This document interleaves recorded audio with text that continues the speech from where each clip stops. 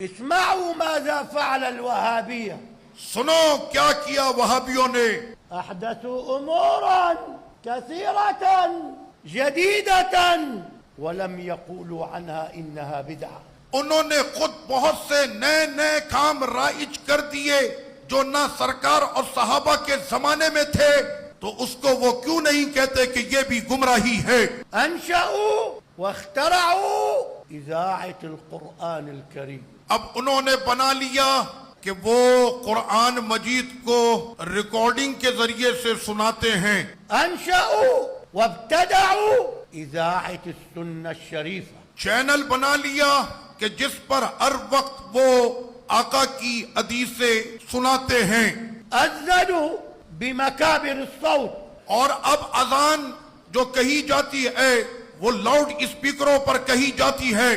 ولم تكن زمن النبي. آقا علیہ السلام کے زمانے میں ایسا کوئی بھی کام نہیں ہوتا تھا. جمعوا القرآن في مصحف واحد. آقا علیہ الصلوۃ والتسلیم کے کافی زمانے کے بعد قرآن مجید کو جمع کیا گیا. وضعوا النقط على الكلمات القرآنية. قرآن مجید کے یہ حروف بغیر نقطوں کے تھے، ان پر نقطے بعد میں لگائے گئے.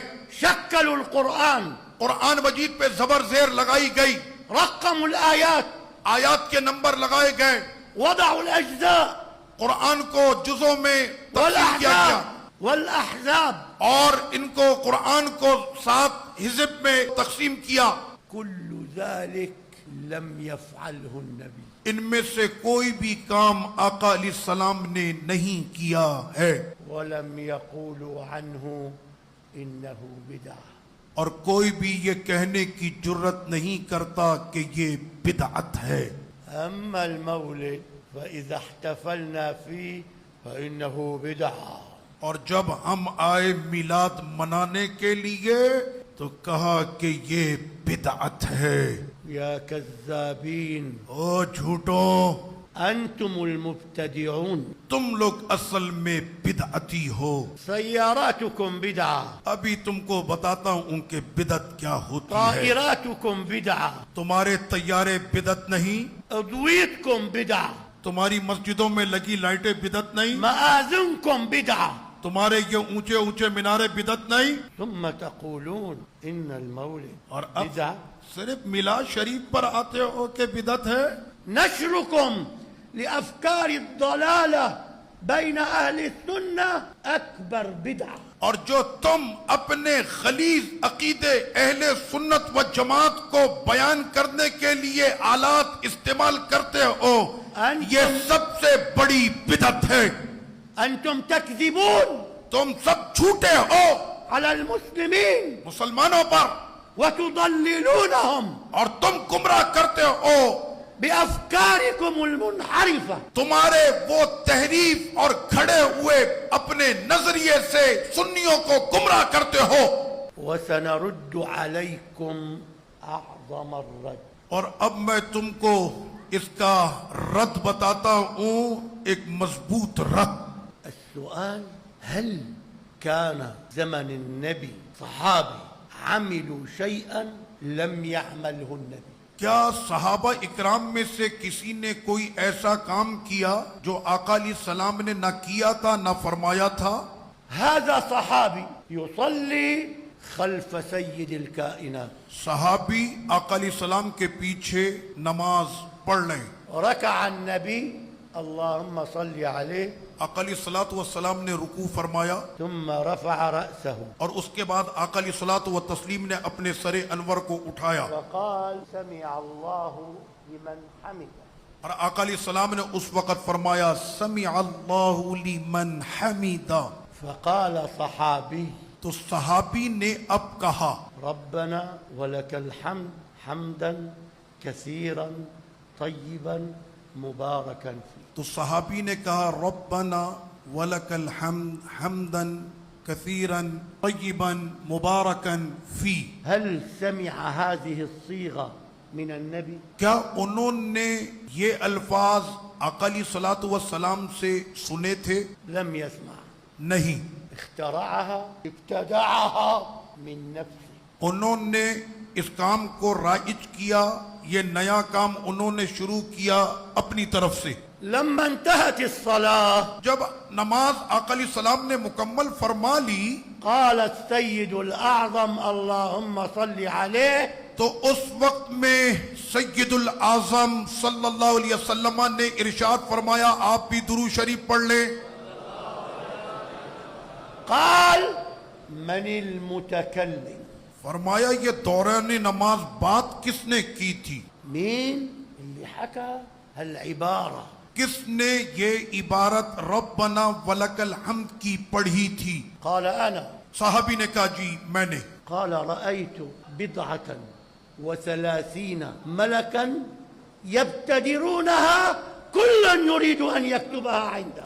تو آقا علیہ السلام نے فرمایا کہ میں نے دیکھا کہ تم نے جو یہ نیا کام کیا 30 فرشتے تجھے گھیرے ہوئے تھے اور تیری نیکیوں کو لکھ رہے تھے. على قول الوهابية مبتدع. یہ ہے وہابیوں کا من گھڑت کہنا، بدعت کر دی، آثم گناہگار ہے. قال الوهابية النبي أقرها. آقا علیہ الصلوۃ والتسلیم نے اقرار کیا کہ نہیں؟ النبي أقرها. سرکار علیہ السلام نے اعتراف کیا. فقالوا لهم هل أقرها قبل أن تكتبها الملائكة أم بعد ما كتبتها الملائكة؟ تو یہ بتائیں کہ جو فرشتوں نے نیکیاں لکھی وہ حضور کی بشارت سے پہلے لکھ لی تھی کہ بعد میں؟ ما فهم. نہیں سمجھے؟ فرشتے نیکیاں پہلے لکھ چکے تھے، اس نیکی کا ذکر حضور نے بعد میں کیا.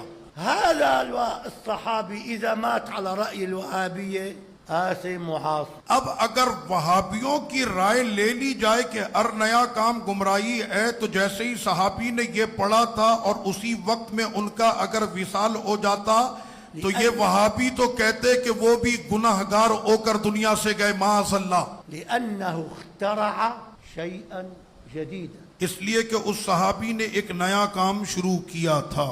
لكن الملائكة كذبتهم. اب اگر یہ بات ان کے نظریے کے مطابق مان لی جائے تو پھر تو جھوٹ کی تہمت فرشتوں پہ جائے گی کیونکہ انہوں نے نیکیاں لکھ دی تھیں. كتبوا له وهي أمر جديد.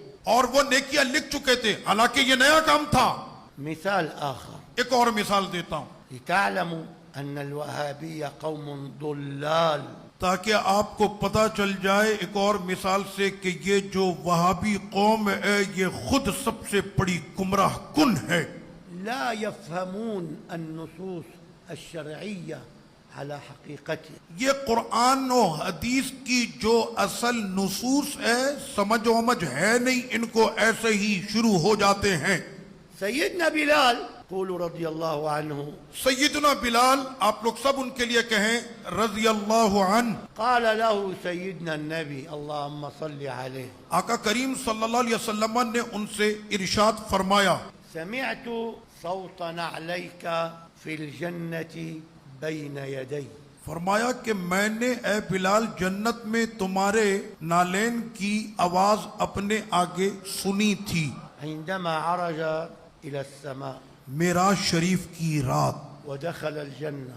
جب ہم جنت میں داخل ہوئے تھے فبما سبقتني يا بلال. تو وہ تمہارا کون سا عمل ہے کہ جس کی وجہ سے تمہاری یہ آواز نالین کی ہمارے آگے آ رہی تھی؟ شو الشغلة اللي عملتها؟ کیا کرتے ہو بلال ہمیں بھی تو بتاؤ نا. قال يا رسول الله انہوں نے کہا یا رسول اللہ صلی اللہ علیہ وسلم كلما أحدثت تطهرت توضأت میں جب وضو کرتا ہوں وما توضأت إلا وصليت بذلك الوضوء ما شاء الله. اور ہر وضو کے بعد میں پڑھ لیتا ہوں جو اللہ چاہتا ہے اتنی رکعتیں. من أين أتى سيدنا بلال بهذا التصرف؟ یہ کہاں سے بلال حبشی رضی اللہ عنہ اپنا عمل لے کر آئے تھے؟ هل سمعه من النبي؟ کیا انہوں نے آقا علیہ السلام سے یہ سنا تھا؟ هل فعله النبي؟ کیا آقا علیہ السلام نے یہ کام کیا تھا؟ لا. نہیں. قال الوهابية لكن النبي أقرها.